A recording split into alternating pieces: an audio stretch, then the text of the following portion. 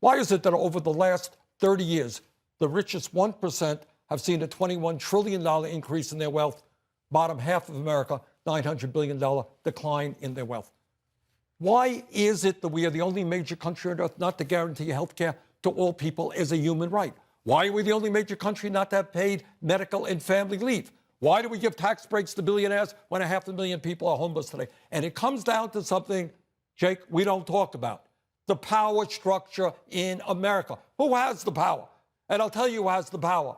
It's the people who contribute money, the billionaires who contribute money to political campaigns, who control the legislative agenda. Those people have the power. And if you want to make real changes in this country, if you want to create an economy that works for all, not just a few, if you want to guarantee quality health care to all, not make $100 billion in profit for the healthcare industry, you know what you need? You need to take on Wall Street. You need to take on the drug companies and the insurance companies and the fossil fuel industry. You don't take campaign contributions from them. You take them on and create an economy that works for all. You want to do that? Do what I proposed over 30 years ago. Federally fund all elections. No private contributions in the election process. If you want to do that, join me. Join me in my constitutional amendment that I've been proposing. Maybe you and I can work on that together, because that would fundamentally change it. And the implication is I've not accepted a contribution from anybody over $2,800, number one.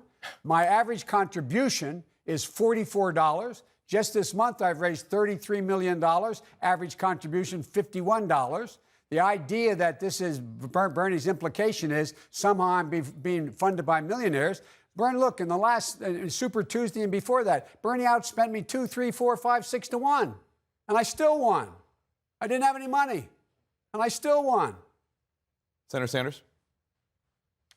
It's good that you had an idea 30 years ago. I don't want to join you. Why don't you join me?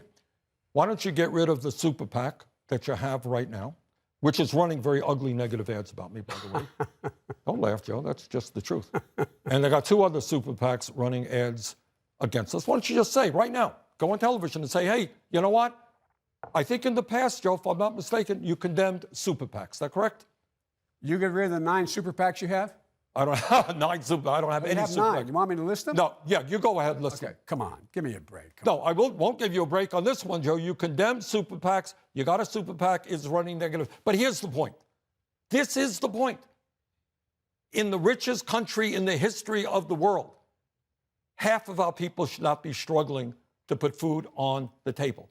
And the reason for that is you have a political structure in which big money interests not only dominate the political system, but dominate our economy as well. Somebody makes a decision, we're going to shut down a factory in America, we're going to move to China, we're going to move to Mexico, pay people starvation wages there.